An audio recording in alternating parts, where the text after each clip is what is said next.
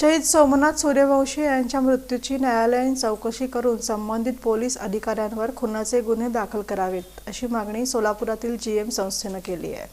परभणी येथील पोलिसांच्या मारहाणीत मृत्यू पावलेल्या शहीद सोमनाथ सूर्यवंशी यांच्या मृत्यूची न्यायालयीन चौकशी करावी या मागणीचं निवेदन जिल्हाधिकाऱ्यांना जीएम मागासवर्गीय बहुउद्देशीय संस्थेच्या माध्यमातून देण्यात आलं। तसंच परभणी इथं डॉक्टर बाबासाहेब आंबेडकर यांच्या पुतळ्या शेजारी असलेल्या संविधान प्रास्ताविकेची जी मोडतोड समाजकंटकांनी केली त्यांच्यावर कडक कारवाई करावी। या घटनेमुळे तेथील वातावरण दूषित झालं, दगडफेक झाली। या दगडफेकीत पोलिसांनी ज्या पद्धतीनं भीमसैनिकांवर अमानुषपणे लाठीचार्ज केला आणि त्यांना अटक केली त्याचीही न्यायालयीन चौकशी करून संबंधित पोलीस अधिकारी आणि पोलीस यांच्यावर खुनाचा गुन्हा दाखल करावा आणि त्यांना बडतर्फ करावं। सोमनाथ सूर्यवंशी कुटुंबियांना 2 कोटी रुपयांची आर्थिक मदत मिळावी। त्यांच्या कुटुंबातील एका व्यक्तीला शासकीय सेवेमध्ये रुजू करून घ्यावं। अटक झालेल्या भीमसैनिकांवरील गुन्हे मागे घ्यावेत अशी मागणी या निवेदनातून करण्यात आली।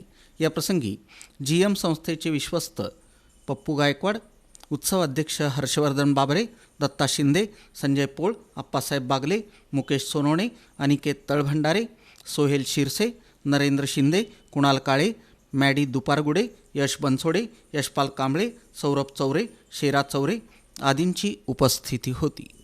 परभणी येथे डॉक्टर बाबासाहेब आंबेडकर पुतळ्या शेजारी असलेल्या संविधान प्रास्ताविकेचं मोडतोड करून ज्या समाजकंटकाने विटंबना केली त्या समाजकंटकावर कायदेशीर कडक कारवाई व्हावी व त्या घटनेचा आम्ही जीएम मागासवर्गीय बहुउद्देशीय संस्थापक बाळासाहेब वाघमारे व समस्त जीएम मित्र परिवाराच्या वतीने निषेध करतो व त्या घटनेनंतरनं परभणी जिल्ह्यामध्ये ज्या पद्धतीचे पडसाद उमटले, दंगल झाली, त्या दंगलीमध्ये पोलिसांनी भीमसैनिकांवर अमानुषपणे लाठीचार्ज केला व अमानुषपणे लाठीचार्ज करून भीमसैनिकांना अटक केली व या अटकेमध्ये पोलीस कस्टडीमध्ये असलेल्या भीमसैनिक सोमनाथ सूर्यवंशी यांचा पोलिसांच्या मारहाणीमध्ये मृत्यू झाला।